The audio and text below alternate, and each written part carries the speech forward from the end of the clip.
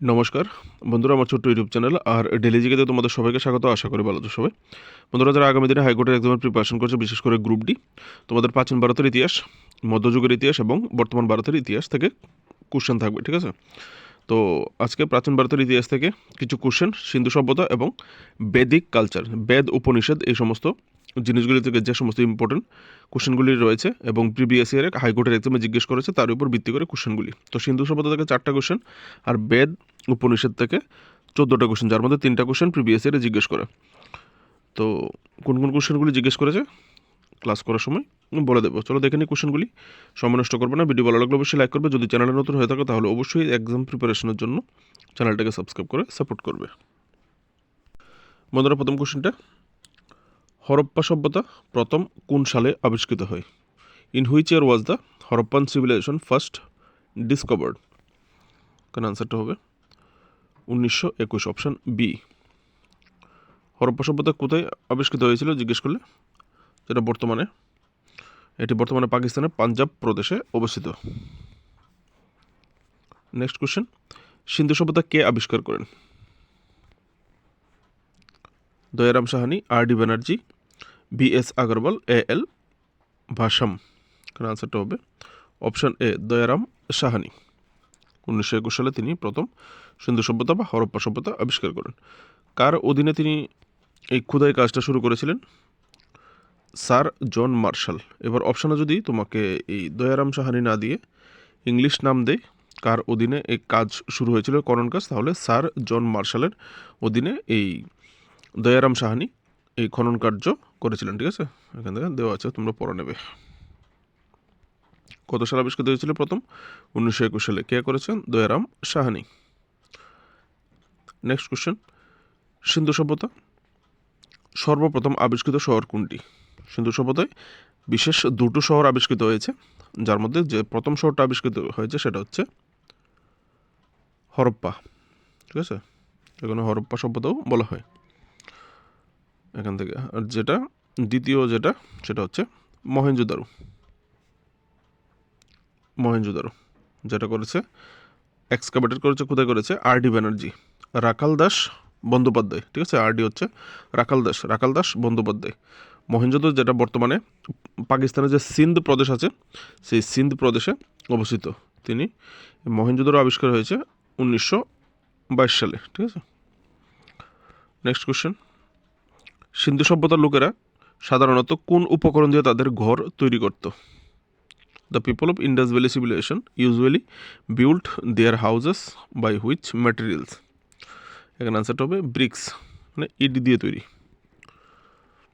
দিয়ে তৈরি করতো তারা, পুরো ইট, ঠিক আছে? পুরো ইট দিয়ে বিল্ডিং তৈরি করতো, বাড়িঘরগুলি। নেক্সট কোশ্চেন এবার হচ্ছে বেদিক কালচার, বেদ উপনিষদ, এই সমস্ত জিনিসগুলি নিয়ে। প্রথম কোশ্চেনটা হচ্ছে, where was the war of Mahabharata fought? মহাভারতের যুদ্ধ কোথায় সংঘটিত হয়েছিল? আমরা সবাই জানি মহাভারতের যুদ্ধ হয়েছিল কুরুক্ষেত্রে। কুরুক্ষেত্র কোথায় অবস্থিত? আধুনিক ভারতে এটা হরিয়ানাতে অবস্থিত। মডার্ন ডেতে কুরুক্ষেত্র হচ্ছে হরিয়ানাতে অবস্থিত, ঠিক আছে? আর কাদের মধ্যে যুদ্ধ হয়েছিল কুরুক্ষেত্রের? পাণ্ডবাস এবং কৌরবের মধ্যে, ঠিক আছে? মনে রাখবে দুটো বিষয়। নেক্সট কোশ্চেন, মহাভারতের যুদ্ধ কুরুক্ষেত্রে কতদিন ধরে সংগঠিত হয়েছিল বলে মনে করা হয়?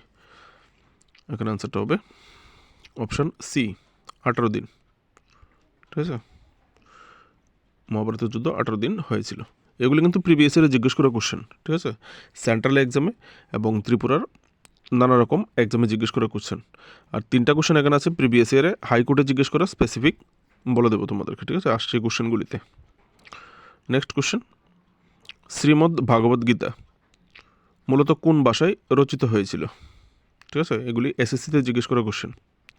এখানে আনসারটা হবে অপশান এ, সংস্কৃত ভাষায়। Next question, who wrote holy book Bhagavad Gita?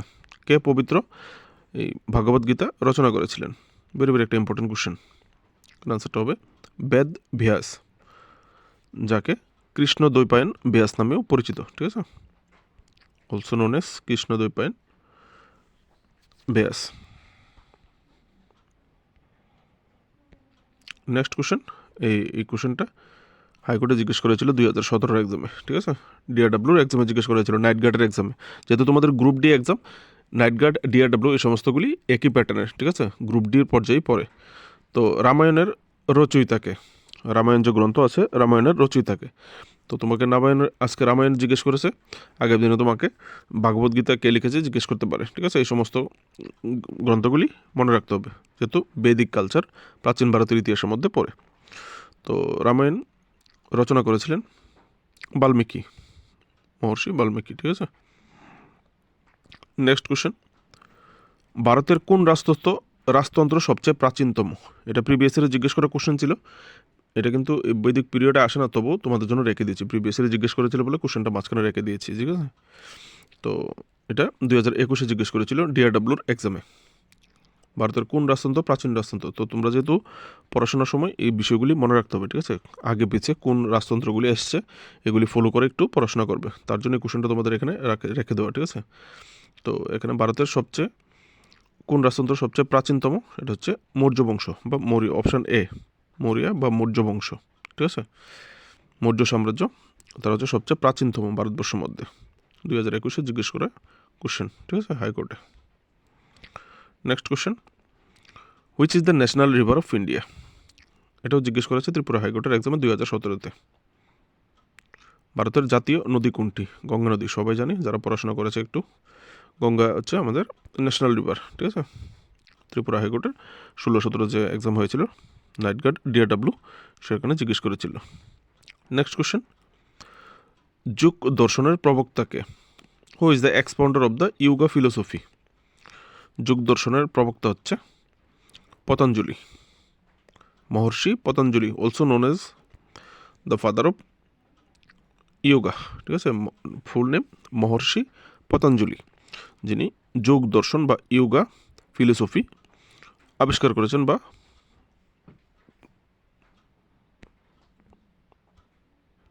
প্রবক্তা, ঠিক আছে।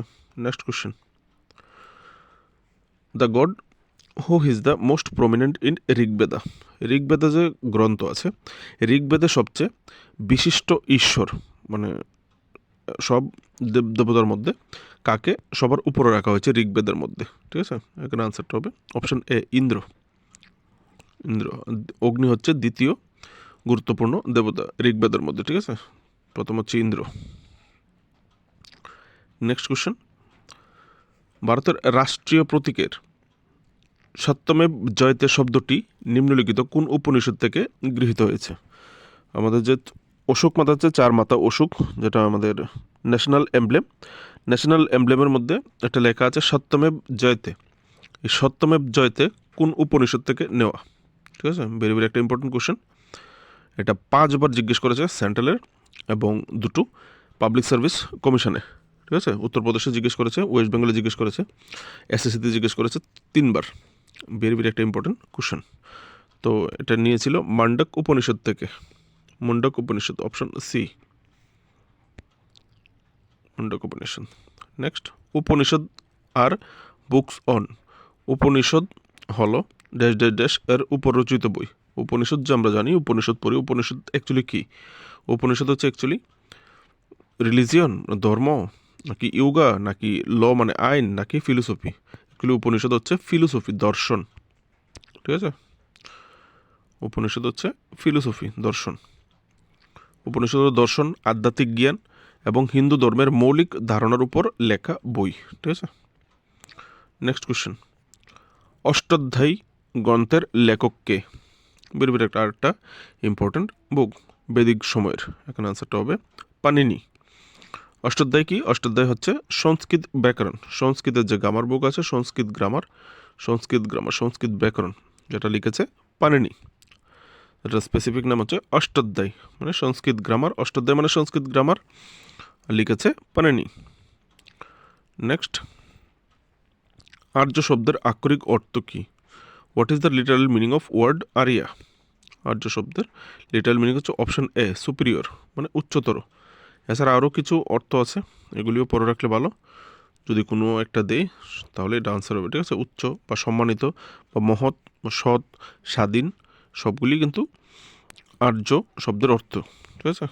নেক্সট আরেকটা important question, very very important, who compose the Gayatri মন্ত্র?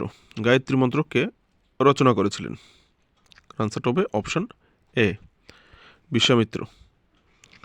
এই ছিল আজকের ভিডিওর এই কোশ্চেনগুলি, 18টা কোশ্চেন। ভালো লাগলে অবশ্যই লাইক করবে, যদি পারো চ্যানেলটাকে সাবস্ক্রাইব করে সাপোর্ট করবে। যদি পারো কেউ সরে দিয়ে থাকে তাহলে হাইপ করে ভিডিওটাকে এগিয়ে যেতে সাহায্য করবে। নিজেদের কোনো হোয়াটসঅ্যাপ গ্রুপ থাকলে অবশ্যই শেয়ার করবে বন্ধুবান্ধবের সঙ্গে। নমস্কার।